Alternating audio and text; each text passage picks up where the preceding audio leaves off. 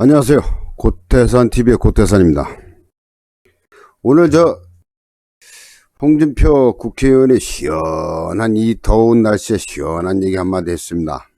홍준표 사냥개 동원한 문정권에 대해서 적폐수사, 피해자 모두를 사면하라.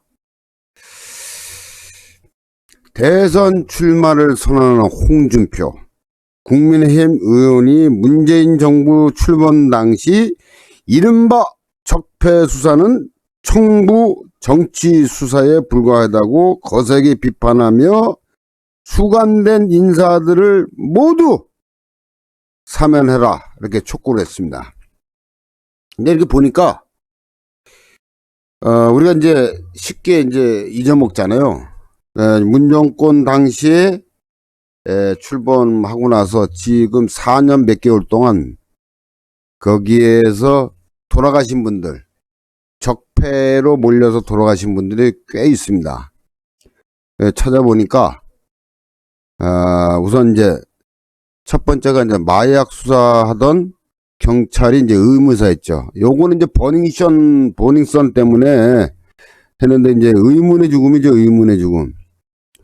그 다음에 이제 이재수 전 기무사령관.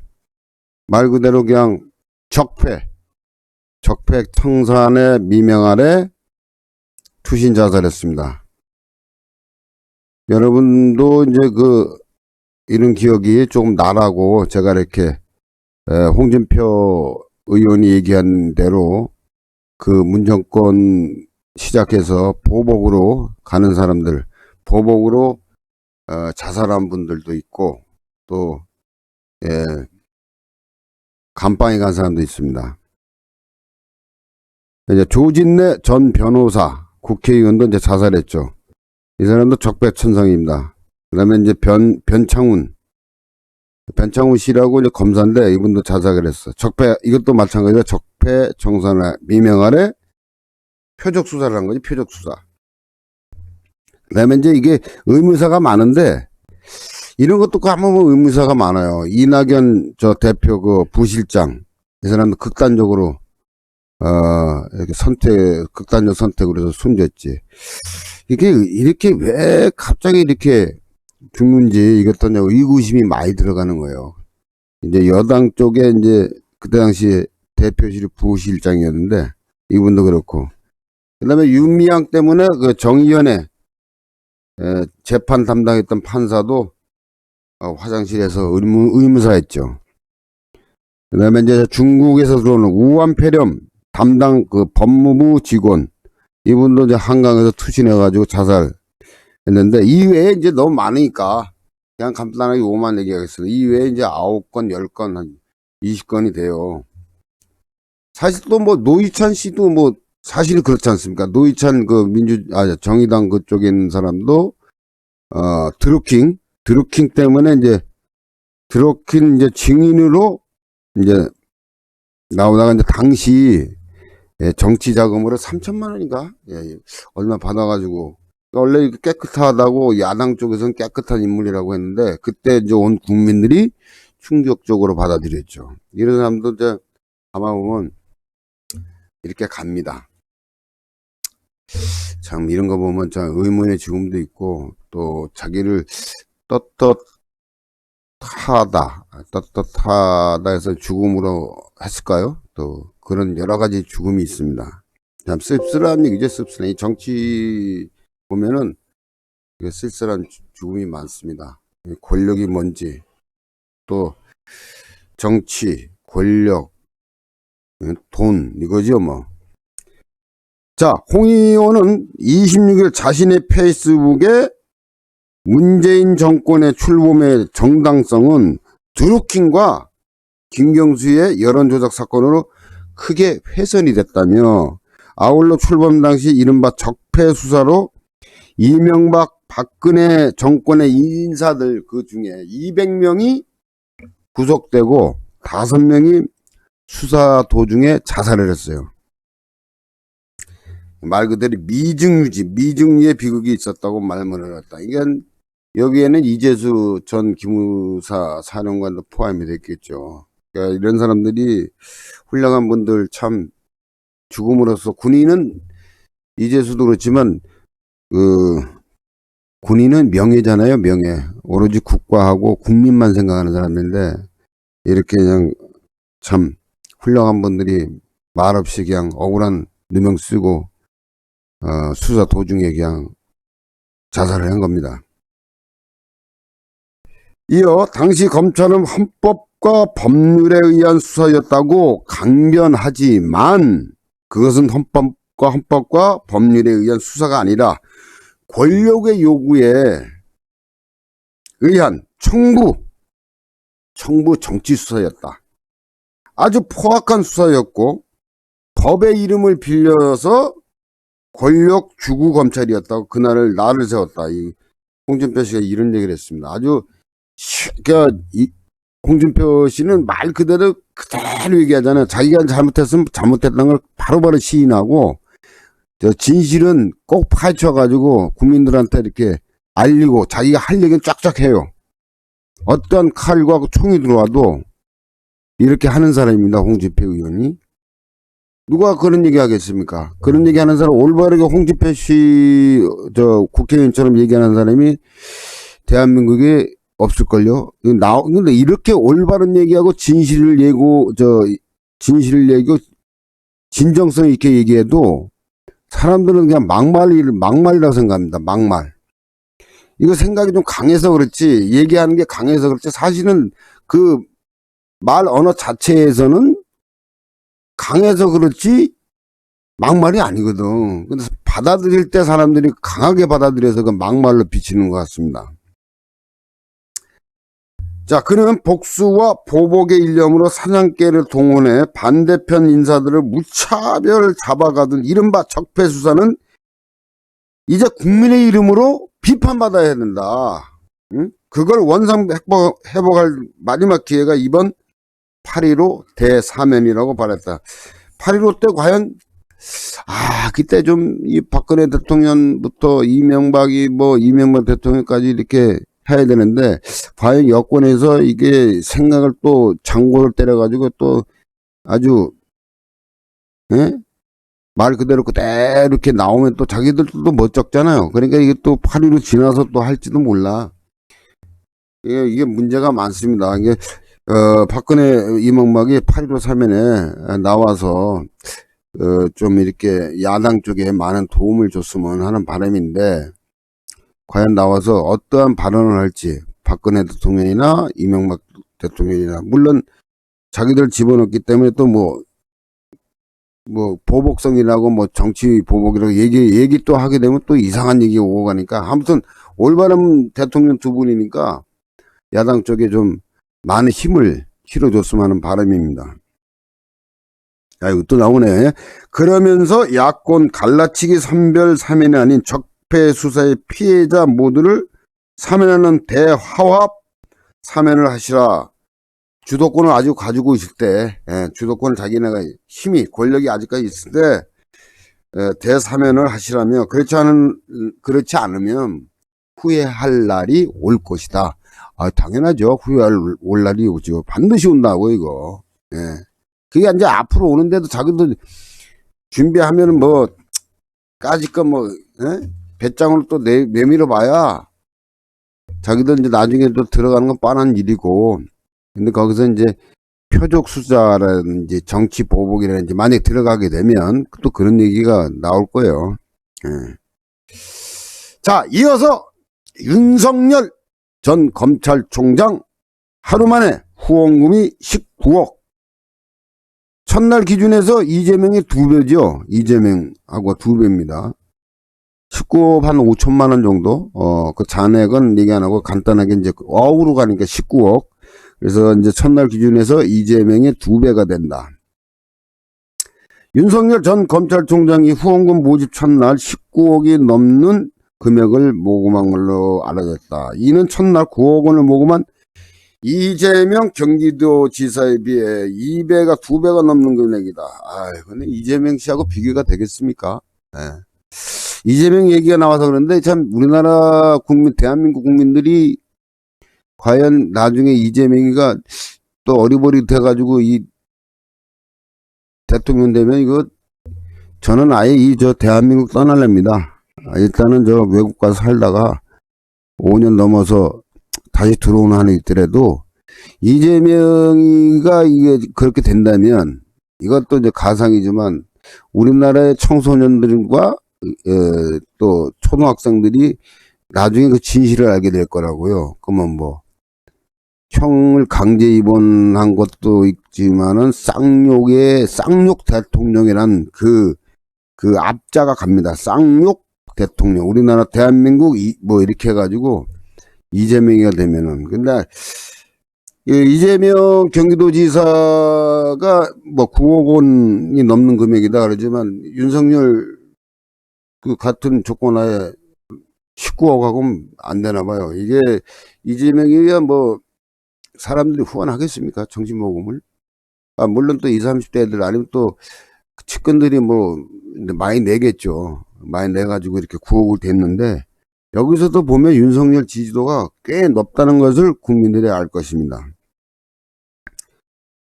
윤석열 전 검찰총장은 26일부터 후원금 모금을 시작했다. 윤 전 총장 캠프에 따르면 오후 4시 30분 기준 약 15,000명이 참여해 총 19억 5,400만 원이 모인 것으로 집계됐다. 중앙선거관리위원회에 대선 예비후보를 등록한 윤 전 총장은 후원회를 통해 25억 6,545만까지 후원금을 모을 수 있다. 이게 이제 중앙선거관리 기준이 있나 봐요. 그래서 25억 4천, 약 한 6,500만 원, 그러니까 26억까지는 못하나 봐요. 요 후원금을 이제 중앙선거관리위원회 기준하에 얘기하는 것 같습니다. 여권 경제자인 이 지사는 후원금 모금에 나선 첫날 기준 10일 오후 6시 9억 854만 원으로 후원금을 모금했다. 윤 전 총장은 이와 관련 비상식을 회복해 예측 가능하게 살게 해달라는 국민들의 지지와 격려라고 생각하고 깊이 진짜 진심으로 감사하다 이렇게 얘기했습니다.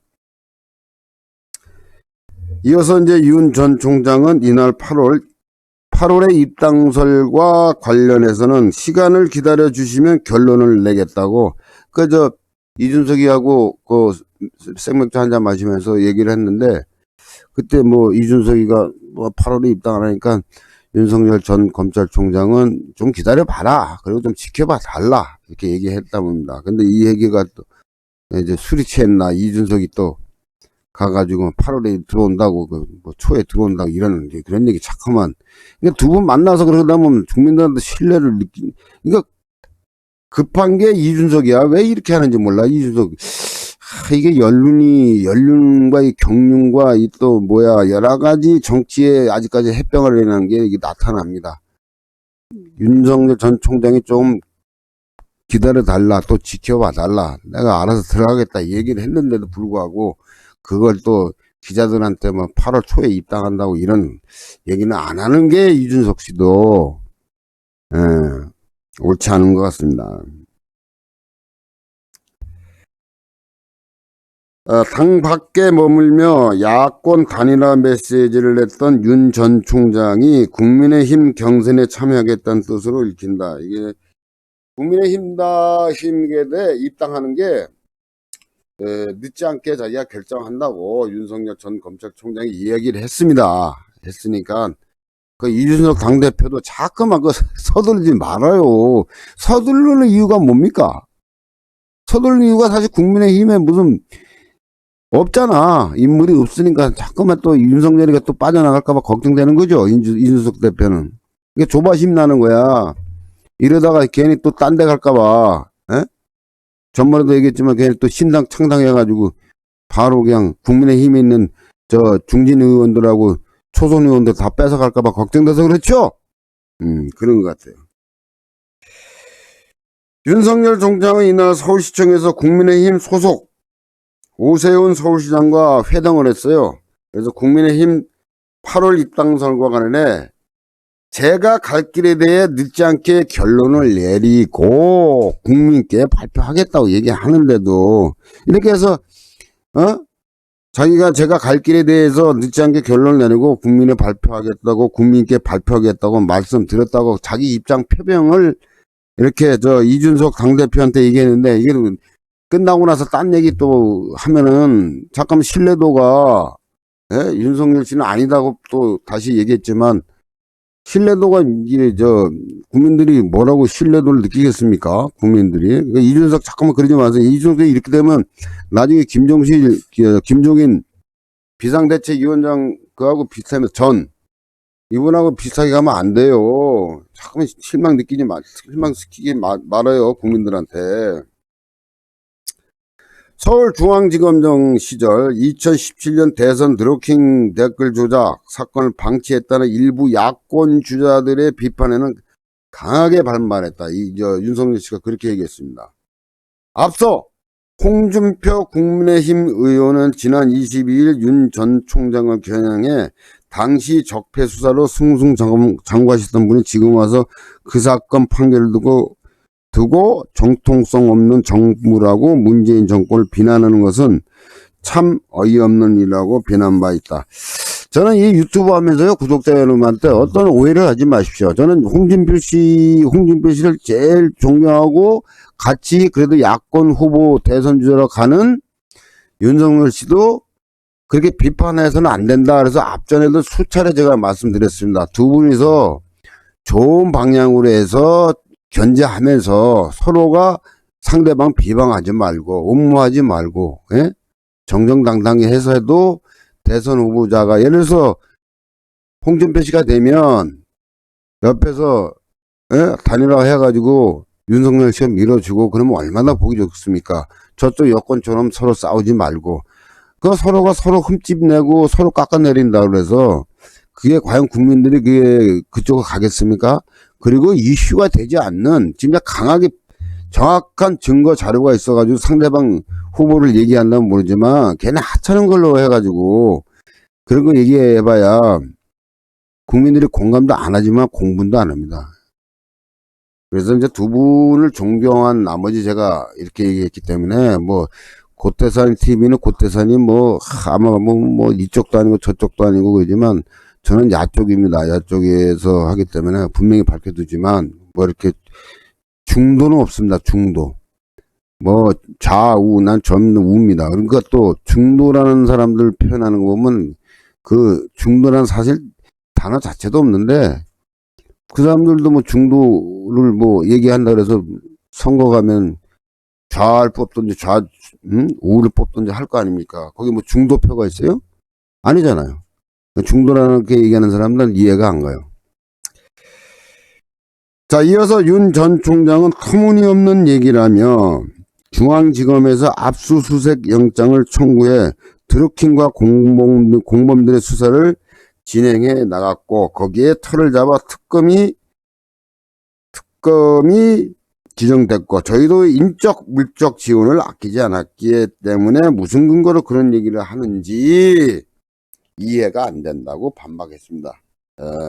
홍준표 의원의 얘기에 대해서 우리 똑같이 윤석열 전 검찰총장이 이렇게 반박을 했습니다. 두 분은 참 이렇게 이제 의견 다툼보다도 서로가 이제 이렇게 하기 위해 이렇게 하면 나지 않을까 그런 생각입니다. 8.15 강복절을 계기로 한 전직 대통령 사면 논란에는 정치적 이해를 배제한 문재인 대통령의 결단을 촉구했다. 그러니까 아무리 8.15 사면 한다 그러고 아니 얘기를 해보십시오. 우리 홍준표 의원이 막 진실대로 정확하게 팩트를 얘기해도 문재인 대통령이 결정권은 문재인 현 대통령 아닙니까? 문재인 대통령이 결정 안 하면 끝나는 거잖아요. 이 사람이 진짜 임기 말 3월달 대선 선거하기 전까지 2월 초에 아니면 끝까지 그대로 갈지도 몰라요. 또 이거 독종이거든. 이 정치적 이념이 좌쪽 아닙니까? 그럴 수도 있어요. 끝까지 한 거고. 근데 자기도 들어갈 줄 알지, 그렇게 되면. 어차피 자기도 20대 대선 전에 이게 해결하지 않으면 자기가 뭐 더한 것이 오겠죠. 더한 게. 그러니까 자기도 어쩔 수 없이 본인도 결단을 내려야 될 문제이고, 그러니까 이제 여러 가지 뭐 상의하든지 뭐 서로가 대화를 해가지고 여당 더불어 애들하고 얘기해서 되게 뭐 결단 내리겠죠. 그 끝발이라고 좀 있으면 끝나는데 그렇게 꼭 뜸들여 가지고 그 사면을 늦게 해야 되나요? 사면이라고 하는 것은 국민 통합 차원에서 대통령에게 부여된 헌법상 권한이기 때문에 대통령께서 결정한 일이라고 전제한 윤 전 총장은 그 뭐 맨날 백날 이런 얘기 뭐 괜히 공허한 메아리죠. 뭐 맨날 이거 윤석열 윤석열 전 검찰총장도 얘기 잘 생각해야 돼. 이거 뭐 맨날 얘기 누구도 그러고 뭐 이낙연도 그러고 뭐 윤석열도 그러고 홍준표 의원도 그러고 이런 얘기 말합니까? 그 당연한 얘기를. 야권을 갈라놓기 위한 정치적 술책이라는 얘기도 나온다. 헌법 고유의 권한인 그런 식으로 악용돼서는 안 된다고 본다고 강조했고, 이어서 이제 윤 전 총장은 전직 대통령의 장기 구금에 대해 안타까워하는 분들도 계시기 때문에 저도 그런 부분과 생각해 일정 부분 공감한다고 했습니다. 이건 뭐 옛날에 그 이낙연 대통령이 이낙연 총리가 대통령 사면에 대해서 얘기했다가 그 대깨문 애들이 반발해가지고 그때서 바꿔버리잖아요. 그냥 아직은 아니다. 뭔 얘기냐 그래서 이낙연 또 박살난 거 아닙니까? 그러니까 이제 대통령이라고 이게 그러니까 이런 건 얘기는 여론조사가 어떤 건지 모르겠어. 어떤 게 정확하고 어떤 게 신빙성이 있고 어떤 게 신뢰감이 있고 어떤 조사가 정확한지 이게 참 대통령이 헌법이 부여한 고귀한 권한을 좋은 뜻에서 행사할 것으로 생각하고 있다. 뭘 좋은 뜻으로 생각합니까? 억울한 사람 빨리 내보내야지. 내 이명박 대통령 이해하겠어. 근데 박근혜 대통령 사실상 먹은 게 없잖아. 횡령도 없고, 응? 나와봐야 진짜. 이제 집도 그 차압인가, 거기, 강남? 그것도 뭐 누가 또, 아유, 그렇게 된 사람인데, 문재인 정권 안에 만약에 박근혜가 먹은 게 있으면, 당신들이 조사를 안 했겠냐고. 조사해도 깨끗하니까 더 이상 뭘 먹었다는 거야. 그 뭐야. 정유랑과 뭔가 해서 뭐 말 세필 삼성에서 뭐 그거 아유, 옛날 얘기해봐. 잠깐만 얘기 길어지니까요. 얘기할 필요가 없겠네. 값어치가 없어서. 문정권이 좀 잘못한 게 이런 거야. 뒤져도 안 나오는 걸 그냥 어떻게든지 구실을 잡아가지고 뭐 승마 무슨 재단 그거 막 해가지고 어떻게 하면 먼지들을 털어내려니까 뭐 털어내봐야 별로 없으니까 그걸로만 부족을 시켜가지고 아직까지 그냥 5년 가까이 그냥 대통령들 2명을 그냥 박살을 내니. 자, 이어서 최재형 지지율 상승에 이제 긍정적으로 대답을 했습니다. 야권 대선 경쟁자인 최재형 전 검사원장의 지지율이 10%에 근접한다는 여론조사 결과에 나온 것에는 야권 주자들이 지지율이 올라가는 것에 대해서는 굉장히 긍정적으로 생각한다고 말해요. 이렇게 참 이런 건 참 좋은 거예요. 긍정적으로 생각하는 건 서로 야권까지 후보를 해도 네가 잘내냈더니 이거 해보다도 국민의 심판을 나중에 대선 그 경선 때 이렇게 보면 알 거 아닙니까? 그러니까 서로 야권에서 이렇게 지지율이 올라가면 서로가 그런 거는 참 긍정적으로 봐주지. 그걸 뭐 시기하고 씹어봐야 그게 됩니까? 그럴 필요는 없다는 얘기죠. 오세훈 시장과 25분간 비공개로 나눈 대화에 관련해서는 코로나 방역과 백신 수급 문제, 자영업자에 대한 집중적 지원, 저소득층 자녀들에 대한 지원 방안 등 얘기를 나눴다며 서울시 정책을 국민 캠프 정책으로 보내주시면 적극 수용하겠다고 말씀드렸다. 저도 그렇게 생각했어요. 여기서 뭐 오세훈 서울시장하고 윤석열, 뭐, 최재형 이 사람이, 이분들이, 윤석열 이분이 뭐, 오세훈한테 뭐, 야, 우리 잘해봅시다. 뭐, 정치적인 뭐, 대선 얘기를 했겠어요. 그 얘기하면 금세 나가는데, 거의 뭐, 지금 이제, 코로나19, 네? 백신, 뭐, 이런 문제, 그리고 또, 자영업자, 소상공인들, 그거는 어떻게 집중적으로 지원하겠냐, 뭐, 이런 얘기 오고 갔겠죠. 그 다음에 이제, 저소득층 자녀들, 예? 이런 애들은 어떻게 해서 서울시에서 지원을 하는 건가, 이런 거에 대해서 또 그런 항목이 없으면 어떤 식으로 해서 법의 한도 내에서 지원한다든가 뭐 이런 여러 얘기 했겠죠. 뭐 그런 정책에 대해서 얘기했겠지. 뭐 대선에 뭐 경선 뭐 도와달라 이런 얘기 했겠습니까? 자, 여러분, 오늘은 여기까지 하겠습니다. 감사합니다. 고태산 TV의 고태산이었습니다. 감사합니다.